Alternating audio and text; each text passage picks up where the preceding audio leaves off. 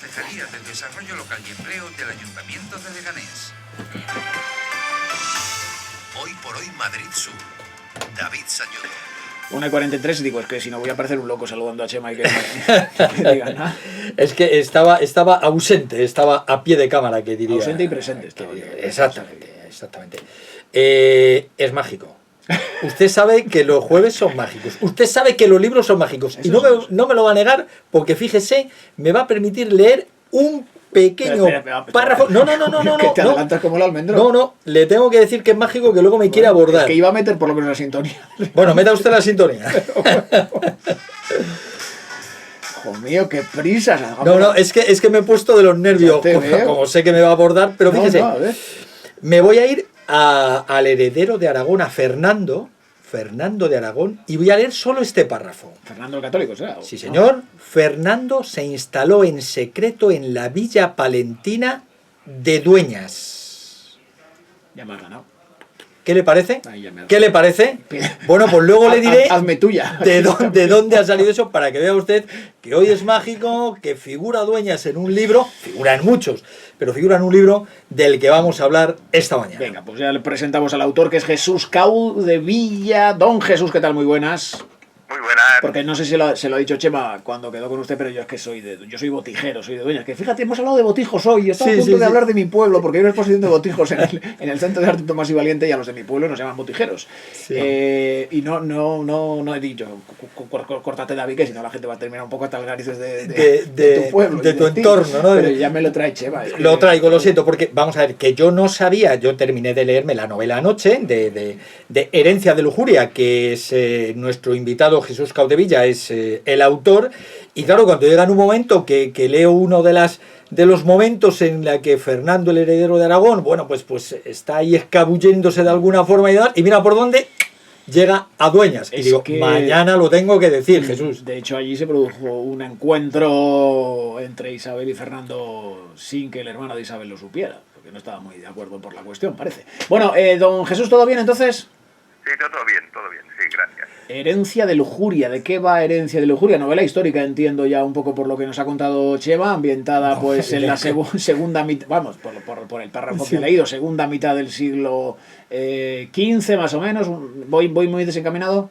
No, sí, efectivamente, es una novela histórica que principalmente transcurre en el siglo XV y finaliza a inicios del siglo XVI en la Roma de los Borgia. Wow. Es una novela que tiene un gran recorrido. Sí, tiene un recorrido histórico muy importante, muy grande, además en una época que ya no solo convulso para España, sino convulso para toda Europa, el resto del mundo, pero nos centramos en Europa, ¿no? Esa guerra de los 100 años y demás que está por ahí, y luego, bueno, tenemos al Papa Luna, que bueno, tan controvertida figura y demás, ¿no? Y bueno, pues muchísimas cosas más que hay ahí. Pero desde luego, si te gusta la novela histórica, te va a encantar Herencia de Lujuria. Si te gustan las aventuras, te va a gustar. Si te gustan amores y desamores, intrigas, te va a gustar, desde luego. Y ya si te gusta el sexo, que acabamos de terminar de un programa que se hablaba de sexo y mucho sexo, es que fíjese el título, Herencia de Lujuria. Ahora nos comenta el título, pero es verdad que el siglo XV estaba yo pensando que hacía un recorrido por Europa y es apasionante. Guerra de las Dos Rosas, Guerra de los 100 años, la unión de las coronas de Castilla y de Aragón, la conquista de Granada, la conquista de Navarra, los Borgia, es que pasan un montón, la conquista de Constantinopla por los turcos, es que pasan un montón de cosas en el siglo XV, Jesús, parece una abogada, pero dio para mucho. Exactamente, y además el quien dominaba de alguna manera también el papado, pues también controlaba mucha parte de toda esa historia, ¿no? Un papado que de alguna manera intentaba pues contentar a unos y a otros, ¿no? Pero siempre mirando a unos intereses, ¿no? Una época que la gente que no haya penetrado en esa época es muy difícil de hacerse a la idea, ¿no? De las tramas, y que bueno, y que ahora somos como somos, o estamos como estamos, de alguna manera, de producto de toda esa época, ¿no? Claro. Es evidente, ¿no? O sea, Sí. Claro, efectivamente. Entonces, ahí tenemos un personaje, porque iba a decir un personaje, una serie de personajes que casi se van dando la mano de una forma magistral, como lo hace esa Herencia de Lujuria, donde se van pasando, digamos, unos personajes. Tomás, en un principio, luego que era un trovador, y bueno, pues entre otras cosas le gustaban mucho las mujeres, ¿no? Y a partir de ahí desarrolla una historia, pero a mí sí me gusta remarcar mucho todos esos acontecimientos históricos de esas generaciones de Tomás, luego de su hijo, del hijo de Tomás, de Alexio, ¿sabes? Entonces hace un recorrido muy interesante, ¿no, Jesús? Por toda esa época. Exactamente, he intentado explicar la historia a través de una familia, ¿no? Y los descendientes de esa familia, lo que les va sucediendo a ellos, pero a partir de ahí describiendo toda la parte histórica, siendo bastante, he intentado, como siempre que hago una novela histórica, ser bastante fiel a la historia, sobre todo a la parte histórica, ¿no? Investigando incluso, ¿no? Sí. Porque mi idea es que un lector se entretenga, se entretenga con todo el argumento, se divierta, pero al mismo tiempo, pues, si no lo conoce o si lo conoce, pues penetre en una parte de la historia, ¿no? Sí, y eso le puede incitar en un momento determinado y dice, pues sobre este tema me ha gustado, pues voy a buscar libros más especializados, concretamente en la parte histórica, ¿no? Pero que a la misma manera que divierte, intrigas y puedes crear emoción al lector, pues de la misma manera pues va sucediendo una parte histórica que no nos es ajena, ¿no? Sí.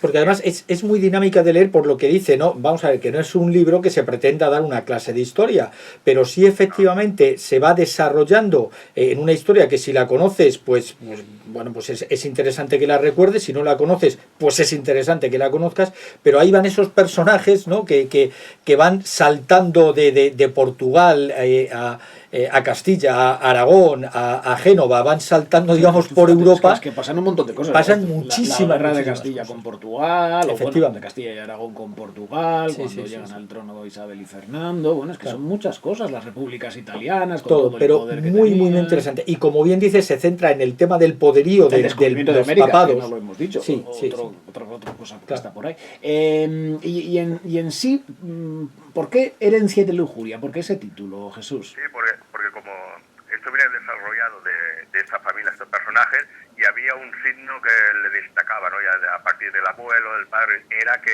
pues la lujuria les iba mucho. O sea, que era claro. en aquellos bueno, tenían, lo mismo que tenían nobles sentimientos y tal, pues también tenían esa cosa, o defecto, sí. como lo queramos llamar, ¿no? Pues que sí. la lujuria era una de sus metas, ¿no?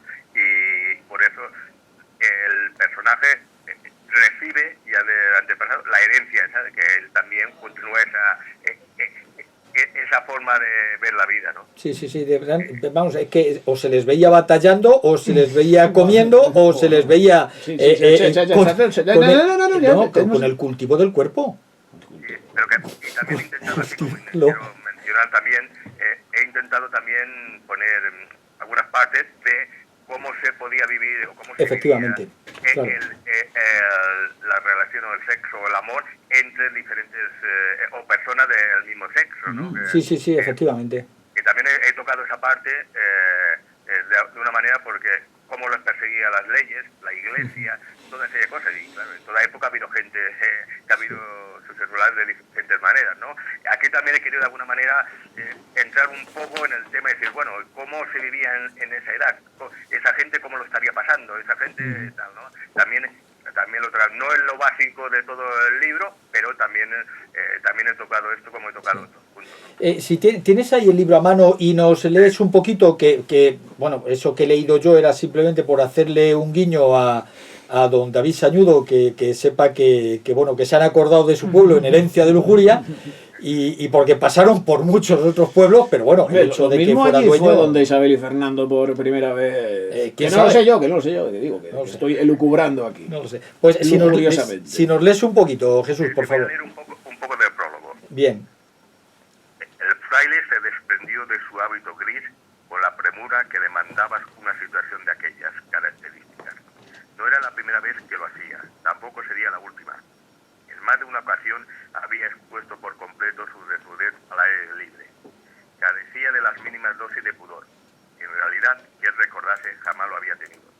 Iniciando ya la cincuentena, había incumplido todas las reglas de su orden. Y lo que era peor, no se arrepentía. De otras cosas, quizás. De esa, no. Ello formaba parte de su personalidad. En su defensa, debemos indicar que tampoco se trataba de lo único que se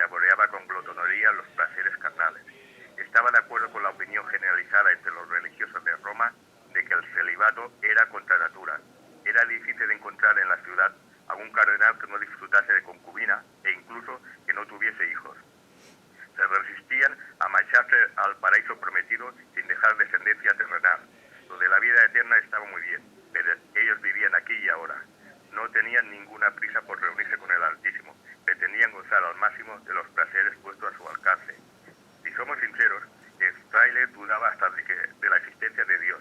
Consideraba que todas las religiones se fundamentaban en los temores humanos o lo desconocido, y que en mayor o menor medida unas eran copias de otras, y eso que pertenecía desde hacía tiempo a la Ordo Potrum Minor. No había ingresado por vocación, lo hizo obligado por los acontecimientos. De no haberlo hecho, ya llegaremos ahí, pero todavía falta. Recomendamos al lector un poco de paciencia. Las historias deben contarse a su debido tiempo, y no quiero que al narrar esta, que ha permanecido muchos años en el olvido, cometa el ultraje de no ser riguroso y se queden cosas en el tintero por correr. Te das cuenta que, bueno, los religiosos, ¿qué le voy a decir a usted de monjes, obispos y demás menesterosos, ¿no? Que, bueno, se deleitaban con la misma lujuria que los protagonistas de esta novela. Tengo una duda, siempre, no hemos dicho que charlamos con Jesús, que está desde Sabadell, siempre cuando hablo con escritores que son bilingües, que entiendo que Jesús lo es, siempre me surge la curiosidad de en qué está escrito, originalmente en qué escribió la novela, en catalán o en castellano, y luego, no sé si... En castellano. Originalmente fue en castellano, le escribió en castellano. Sí, porque, a ver, yo, claro, por la época, toda la enseñanza la recibí en castellano, ¿no? He llegado a escribir algún libro en catalán también y tal, pero que la enseñanza a recibir en las escuelas en aquella época, pues el único idioma que se aprendía todo era en castellano, ¿no? Sí. Y aparte mi padre es aragonés, es maño, y bueno, yo ya digo, puedo hablar las dos lenguas, pero bueno, la mayoría de libros los he escrito en castellano. Perfecto. ¿Qué más tenemos en el tintero, Jesús? Quiero decir, ¿qué libros están pendientes de publicar o pendientes de escribir o en un cajón para que una editorial los agarre? Bueno, yo siempre, nunca paro. Lo que pasa es que tampoco me gusta comentar hasta que no el tema... Es una cosa que aprendí hace tiempo, ¿no? De que, sí. También diré de que, aparte que he escrito varias novelas históricas, no me gusta nunca encasillarme en un tema concreto, ¿no? Eso va por en un día determinado te viene una idea y dices, pues voy a ir por aquí, ¿no? Y puede ser una novela histórica como puede ser de otro tema, ¿no? Que en ese momento me divierta y me apasione y me atraiga, ¿no? Bueno. Por eso digo, sí que hay bastantes cosas. Por decir algo, lo último que escribí fue un libro dedicado a la vida de mi nieta que ha hecho 2 años recientes. Pues mira, tuve digo, cuando me pasó por la cabeza, cuando mi nieta sea mayor, claro, se acordará poco de esa época con las fotografías. Pues entonces, digo, pues bueno, un abuelo que es escritor, pues lo voy a escribir. Y fue mi regalo de cumpleaños, pues para los 2 años, ¿no? Con muchas fotos y con Qué bonito. pero explicando todo desde que antes de nacer hasta que... Qué bonito. Bueno, pues... Voy mucho por lo que en un momento determinado, ¿no? Sí, te sale del corazón, entiendo. Jesús, oye, que nos ha encantado charlar contigo. Muchísimas gracias.